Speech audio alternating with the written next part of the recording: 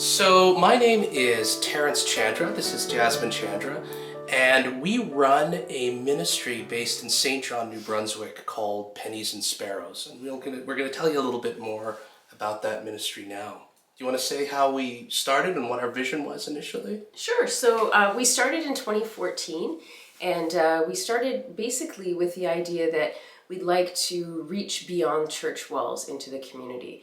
At the time, Terence and I were in two separate parishes. We were doing kind of traditional parish ministry, and but we were living near St. John, and St. John, we knew from different friends who were working and living in the city, had a lot of social and economic issues, and we were wondering how we as people of faith and as the church could start addressing some of those challenges. Originally, we had arranged a kind of funding structure. So the vast majority of our funding for that first year of Pennies and Sparrows would come from the diocese.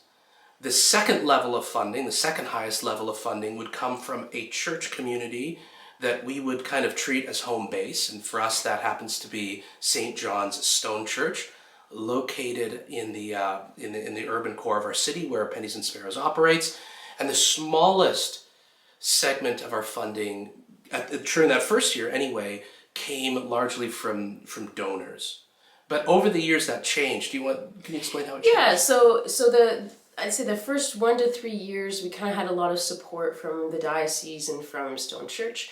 And then that faded off as we grew our donor base. So now we get about $9,000 from the diocese, and the rest comes entirely from donors.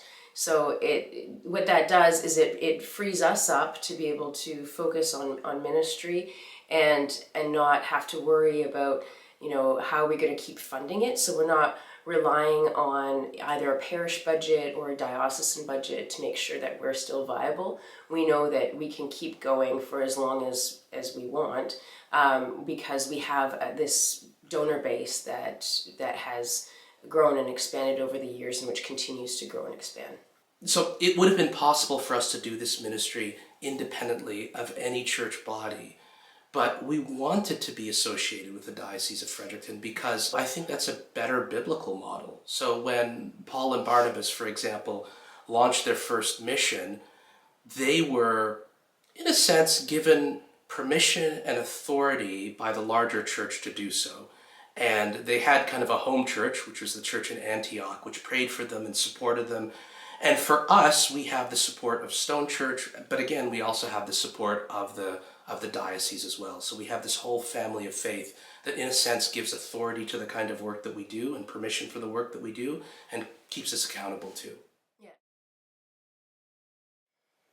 Yeah, so when we initially started the ministry, so this was 2014, our very first day, what we decided to do was connect with as many nonprofit organizations, churches, and parachurch organizations that were working in our neighborhood.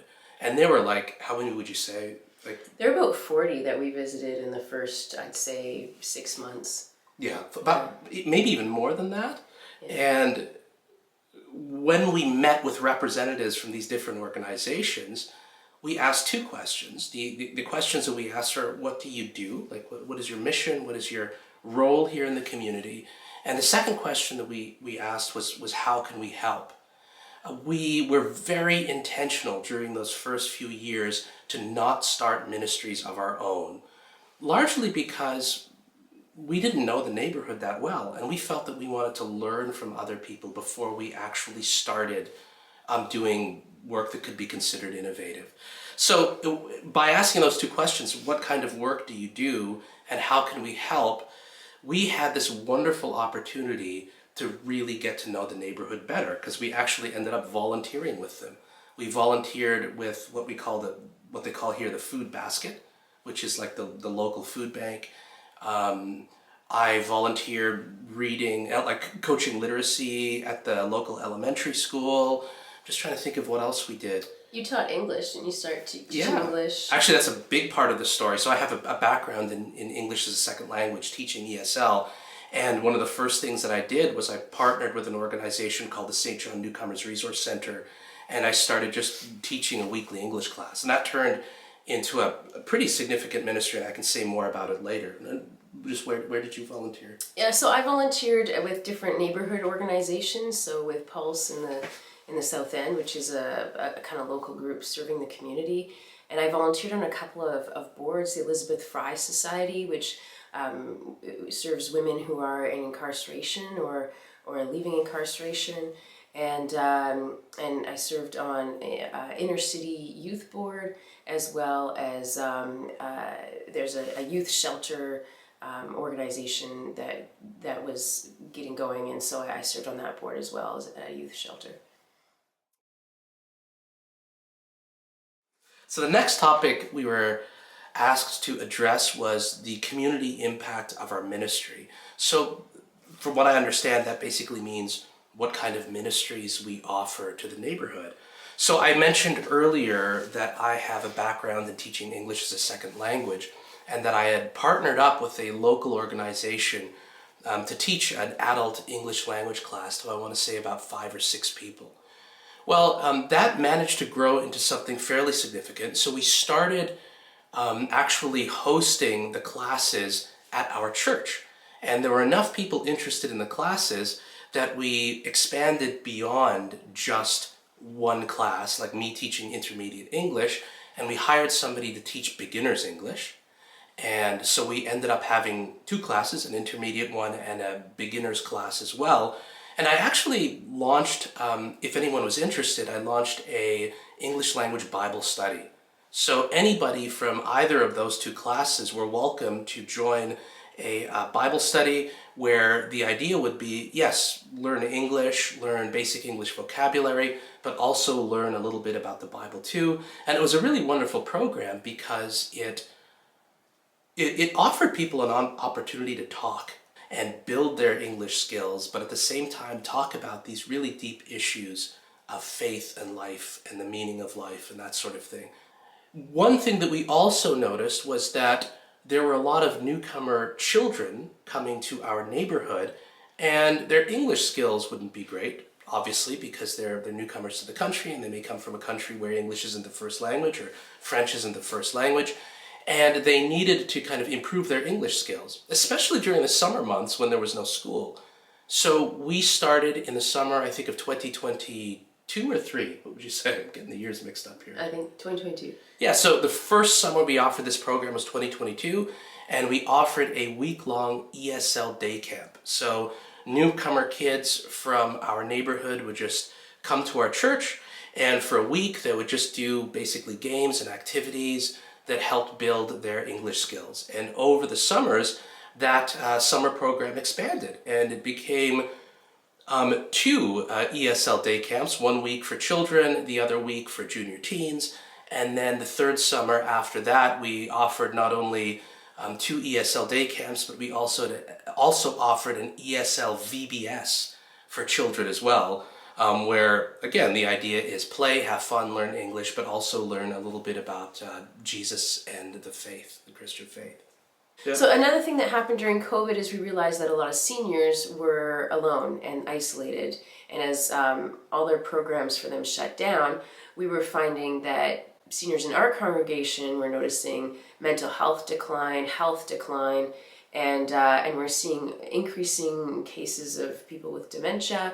We're seeing seniors who had to move away and move closer to family or move into nursing homes.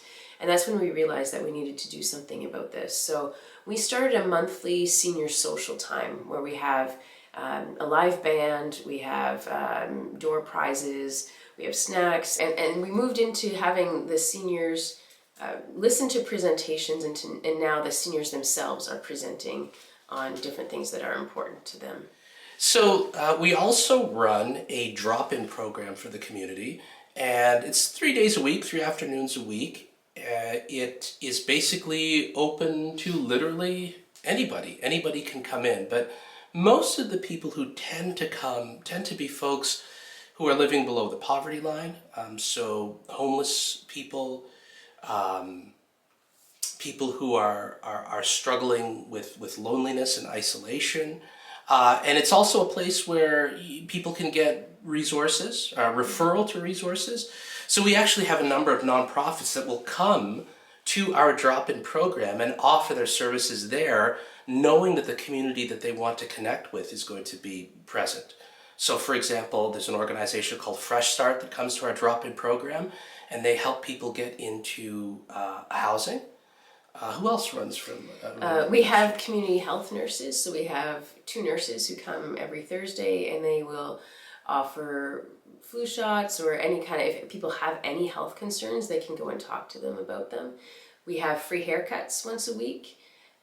We sometimes have someone from the Canada Revenue Agency come in and offer people support if they need help with different aspects related to the CRA, whether that's getting certain benefits or looking up an application that's been stalled or anything like that. We also have had community police officers come in and just build relationships with people, but that's been convenient because sometimes you have somebody who's had an issue with the law or has something that they're concerned about, and they have someone they can talk to. Yeah, and while drop-in is running, Jasmine and I are usually present. We're circulating, we're chatting with people. People know we're priests, and we're able to offer spiritual care. So there's tons of examples that I could give you of when we've sat with people one-on-one and offered guidance and instruction or counseling or prayed with people, anointed them for healing.